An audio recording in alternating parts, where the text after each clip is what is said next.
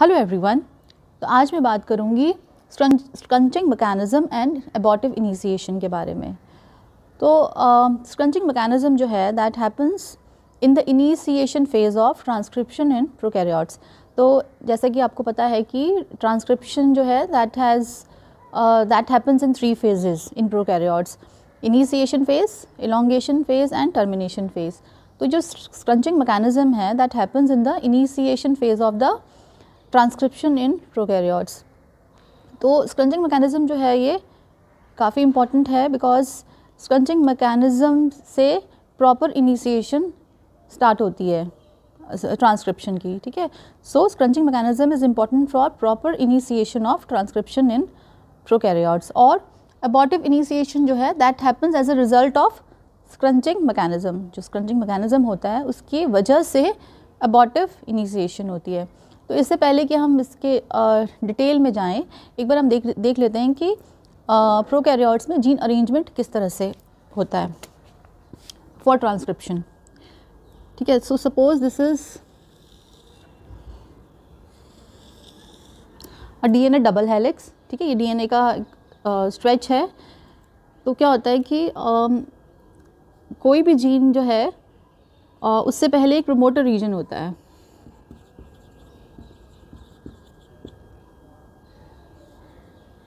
ठीक है, every gene which is to be transcribed is preceded by a promoter region. तो एक promoter region होता है, उसके बाद just after the promoter region there is a gene, there lies a gene for transcription. Suppose यहाँ तक है gene.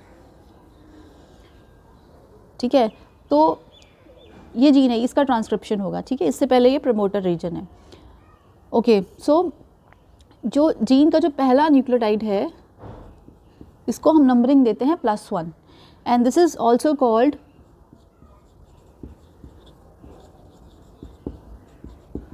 Transcription start site, क्योंकि यहीं से ट्रांसक्रिप्शन की जो शुरुआत होगी। ठीक है, this is the first nucleotide of a gene.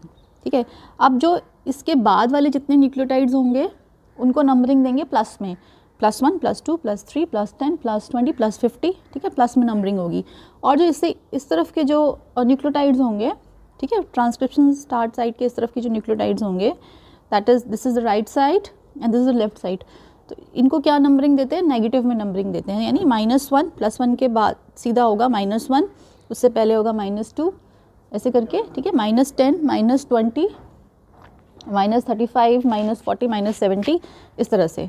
ठीक है, यहाँ के जो होंगे सब नेगेटिव में होंगे, यहाँ के जो न्यूक्लियोटाइड्स होंगे उनको प्लस में नंबरिंग देते हैं। ठीक है, और अनदर थिंग इज दैट कि the DNA which lies this side of transcription start site. ठीक है, ट्रांसक्रिप्शन साइट स्टार्ट साइट की इस तरफ जो डीएनए लाई करता है उसको कहते हैं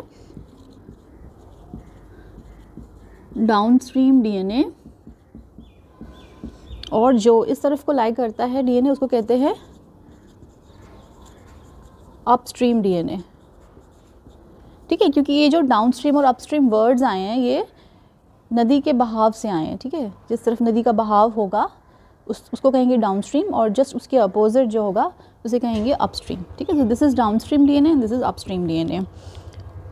ठीक है, तो अब ये हो गया। अब इसके बाद जब ट्रांसक्रिप्शन होनी है किसी जीन की तो उसमें फर्स्ट स्टेप क्या होता है? First step is association of और first step is formation of RNA polymerase holo enzyme. ठीक है, तो पहला जो है आरएनए पॉलीमरेज हॉलो एंजाइम का फॉर्मेशन होता है, और वो कैसा होता है? There is association of, suppose this is RNA polymerase core enzyme. ठीक है, and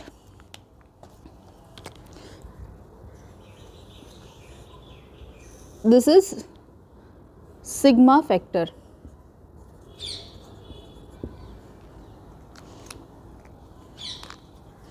And this is RNA polymerase core which is composed of alpha 2 beta, beta prime, omega subunits. ठीक है, तो the first step is association of RNA polymerase core enzyme with the sigma factor forming RNA polymerase hollow enzyme. ठीक है, इससे क्या बनता है? RNA polymerase holo enzyme. अब ये आरएनए पॉलीमरेज हॉलो एंजाइम जो है ये क्या होगा, ये जाके बाइंड करेगा डीएनए पे। ठीक है, अभी क्या है कि अब जैसे इकोलाई है, इकोलाई में 7 डिफरेंट सिग्मा सब यूनिट्स होते हैं। ठीक है, तो यहाँ पे मैंने सिग्मा एक्स लिख दिया है, बिकॉज कौन सा सिग्मा फैक्टर आके एसोसिएट करेगा वो डिपेंड करता है जीन के ऊपर। ठीक है, तो कौन सा जीन है, अगर ये कोई हाउसकीपिंग जीन है, बैक्टीरिया का कोई हाउसकीपिंग जीन होगा, तो यहाँ जो सिग्मा फैक्टर होगा वो होगा सिग्मा 70। और अगर हीट शॉक जीन है तो यहाँ जो फैक्टर होगा वो होगा सिग्मा 32। ठीक है, सपोज़ अगर माना कि जो जीन है वो है हाउसकीपिंग जीन, लेकिन यहाँ पे जो सिग्मा फैक्टर, क्योंकि देखो जो आरएनए पॉलीमरेज ये जो कोर एंजाइम है that can associate with any sigma factor. ठीक है, there are 7 different sigma factors, और ये जो कोर एंजाइम है it can associate with any sigma factor respective in a non specific way. ठीक है, सपोज ये जो जीन है ये है हाउसकीपिंग जीन, और यहाँ पे जो सिग्मा फैक्टर आके जुड़ा है ये है सिग्मा 32। ठीक है, नॉट सिग्मा 70, सिग्मा 32 आके यहाँ पे जुड़ गया है। तो अब क्या होगा कि this enzyme can bind to the DNA, but then it will slide through DNA, pass the promoter, and then nothing would happen, it will leave the DNA strand. ठीक है, क्योंकि जो सिग्मा फैक्टर है that is required for binding in the promoter region. ठीक है, तो ये proper binding नहीं होगी और ये जो एंजाइम है निकल जाएगा। तो अगर जीन है हाउसकीपिंग का तो यहाँ पे जो सिग्मा फैक्टर होना चाहिए वो होना चाहिए सिग्मा 70।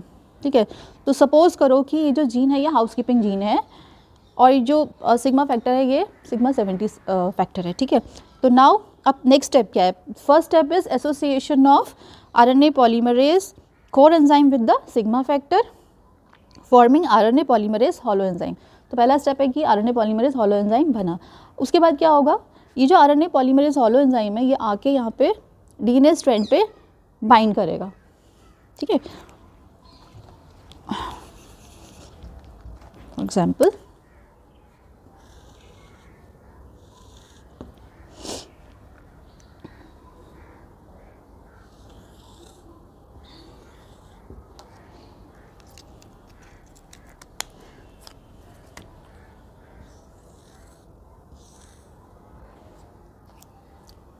और ये जो आरएनए पॉलीमरेज हॉलो एंजाइम है ये कहाँ बाइंड करता है, it binds much before the promoter region.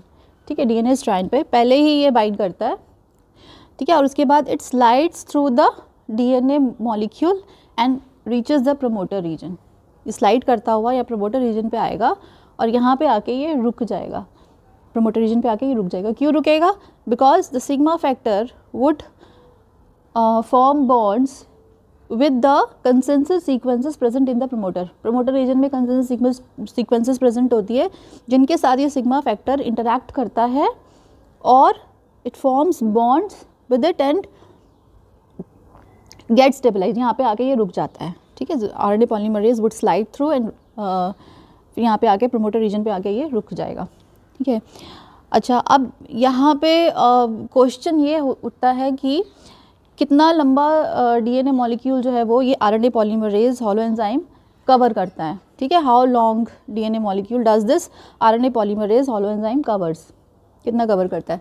तो इसमें फुट प्रिंटिंग स्टडीज़ रिसर्च हुई है। ठीक है, फुट प्रिंटिंग एक्सपेरिमेंट्स हुए हैं जिससे ये पता चला है कि जो आरएनए पॉलीमरेज हॉलो एंजाइम है इट कवर्स अराउंड 60 न्यूक्लियोटाइड्स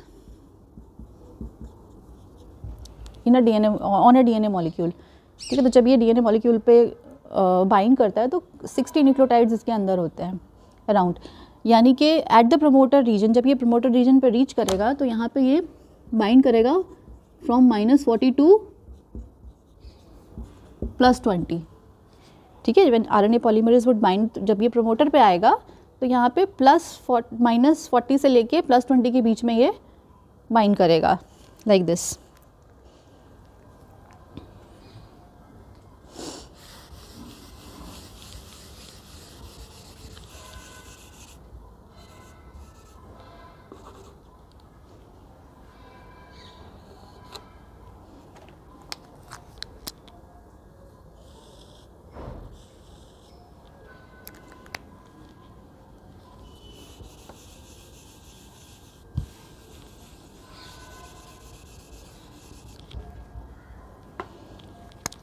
ये +1 है, तो यहाँ पे -40, यहाँ कहीं -40 होगा और यहाँ कहीं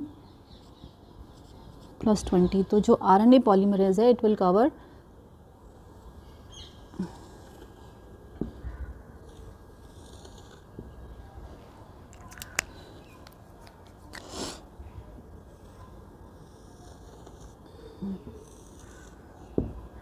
इतना एरिया, ठीक है।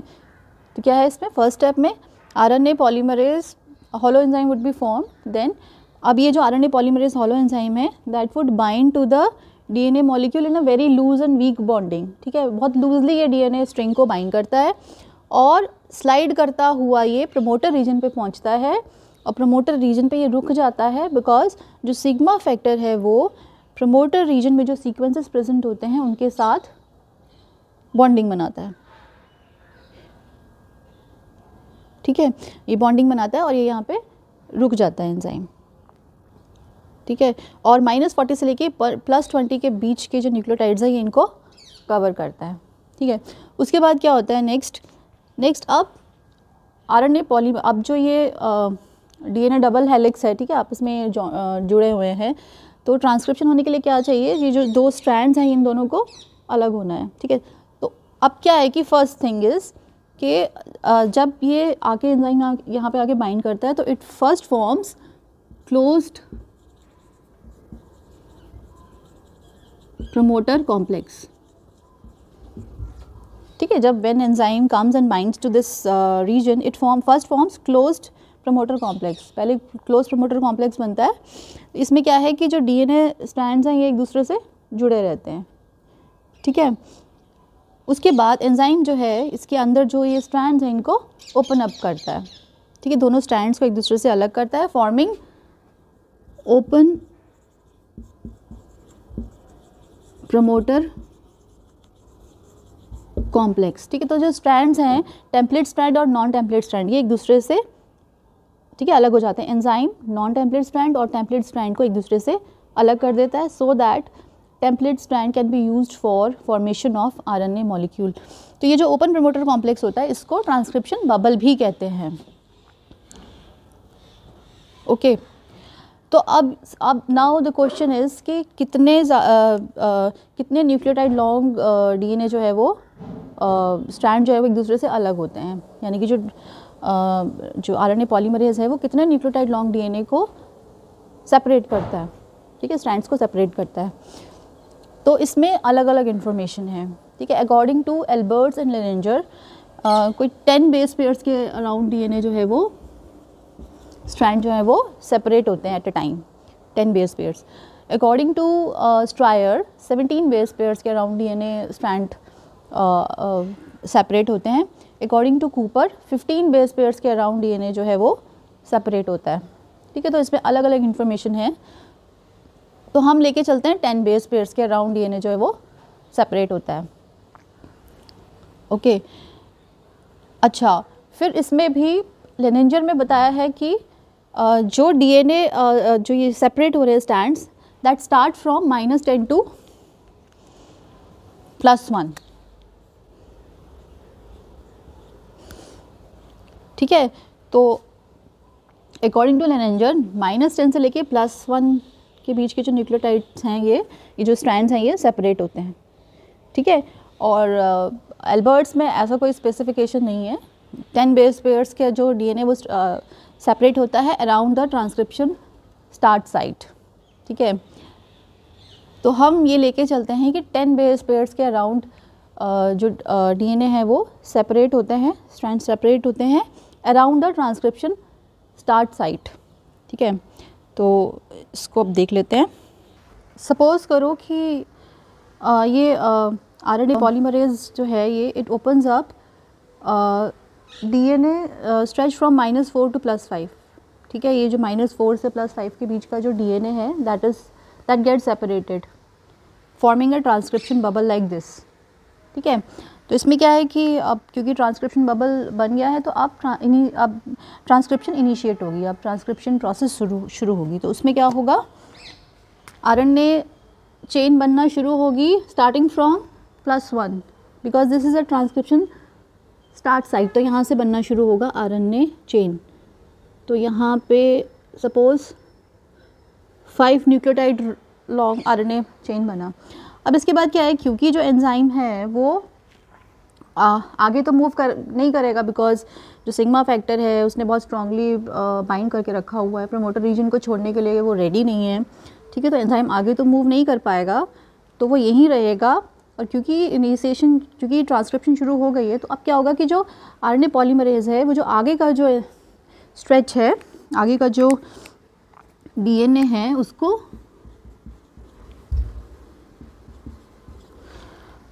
अपने एक्टिव साइट में लेने की कोशिश करेगा। तो क्या करेगा, ये पुल करेगा, जो डाउनस्ट्रीम डीएनए आगे का जो डीएनए है उसको अपनी एक्टिव साइट में पुल करेगा। तो उसमें क्या होगा कि जो आगे का जो डीएनए डबल जो हेलिक्स है वो उस अनवाउंड होगा, ठीक है, एंड इट विल उसको अंदर लेगा, ठीक है।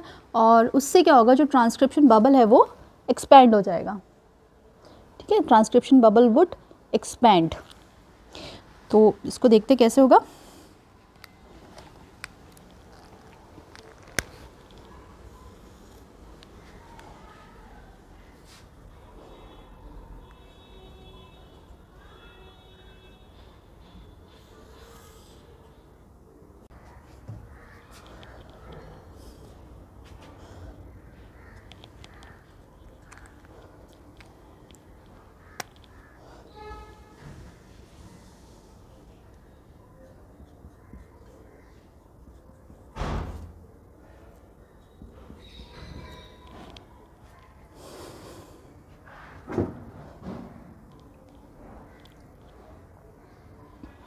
क्योंकि थोड़ा स्पेस कम है तो इसलिए थोड़ा सा ओवरलैप कर रहे हैं दोनों, थोड़ा अच्छे से बना देते हैं इसको।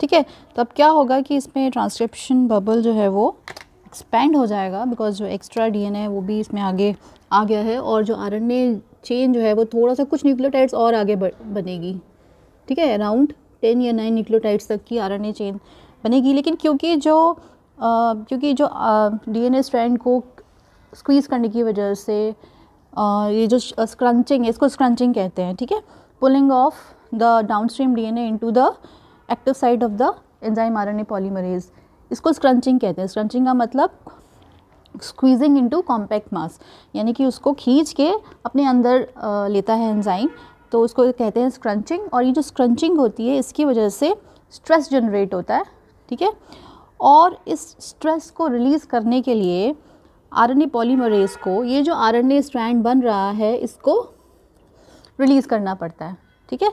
now RNA polymerase has to release the RNA thread which is being formed, which is around 9 to 10 nucleotides long, 9 to 11 nucleotides long, generally कहते हैं कि 9 to 10 न्यूक्लियोटाइड्स लॉन्ग का जो आरएनए स्ट्रैंड बनता है इसको आरएनए पॉलीमरेज को फिर रिलीज़ करना पड़ता है, that is it has to abort it, ठीक है, इसको अबॉर्ट करना पड़ता है, ठीक है।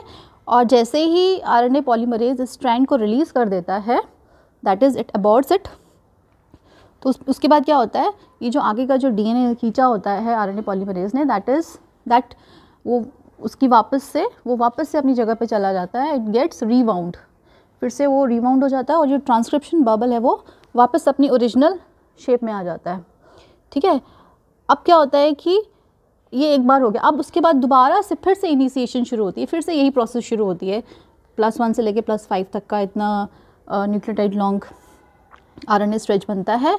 फिर से आरएनए पॉलीमरेज अब डाउनस्ट्रीम डीएनए को अपने अंदर खींचता है, फिर दोबारा से आरएनए जो न्यूक्लियोटाइड आरएनए स्ट्रैंड जो फॉर्म होता है उसका अबॉर्शन होता है, ठीक है, this is called abortive initiation, ठीक है, बिकॉज जो आरएनए स्ट्रैंड जो बन रहा है दैट इज़ अबॉर्टेड, ठीक है, और ये इनिशिएशन फेज में होता है, तो this is called abortive initiation, okay. तो this happens for few number of times, बार बार ऐसा होता है, कोई 4, ये स्पेसिफाइड नहीं है कितनी बार होता है, 4 times, 5 times, 8 times, exact time number of times is not known, but क्योंकि एक बार जो स्क्रंचिंग होती है उससे स्ट्रेस जनरेट होता है लेकिन एनफ एनर्जी प्रोड्यूस नहीं होती है, ठीक है। तो बार बार जब स्क्रंचिंग होती है सपोज 5 टाइम्स, 6 टाइम्स, 8 टाइम्स बार बार स्क्रंचिंग होती है, उससे एनर्जी प्रोड्यूस होती है, और उस एनर्जी से क्या होता है, उससे ये जो सिग्मा सब यूनिट होता है that gets detached from the RNA core enzyme. ठीक है, तो क्योंकि ये जो इसको तोड़ने के लिए, क्योंककि जो सिग्मा सब यूनिट है वो प्रोमोटर के साथ बहुत स्ट्रांगली बहुत टाइटली बाउंड रहता है, बहुत टाइट बॉन्ड फॉर्म करता है, तो उसको इसको तोड़ने के लिए एनर्जी रिक्वायर्ड होती है जो कि स्क्रंचिंग से मिलती है। ठीक है, इस स्क्रंचिंग मैकेनिज्म से मिलती है। तो उससे क्या होगा कि जब फ्यू नंबर ऑफ टाइम्स बार बार जब ये स्क्रंचिंग मैकेनिज्म होगा, उससे फिर ये जो सिग्मा सब यूनिट है ये it will leave the enzyme, it will be dissociated from the RNA polymerase enzyme, और उसके बाद फिर जो आरएनए पॉलीमरेज एंजाइम जो है that is free to move on the DNA molecule. ठीक है, तो उसके बाद जो आरएनए पॉलीमरेज एंजाइम है that escape the promoter region को एस्केप करता है और फिर आगे मूव करता है। ठीक है, और ये इनिशिएशन के फेज़ के बाद शुरू होता है, इनिशिएशन फेज़ के बाद शुरू होता है इलॉन्गेशन फेज़, जिसमें कि आरएनए पॉलीमरेज जो है वो 50 न्यूक्लियोटाइड्स पर सेकेंड की स्पीड से आगे मूव करता है फॉर्मिंग आरएनए ट्रांसक्रिप्ट। ठीक है, तो अब जब once the sigma subunit is dissociated from the RNA polymerase core, जब ये डिसोसिएट हो जाता है, अब दोबारा से इनिशिएशन होती है। इस इनिशिएशन को कहते हैं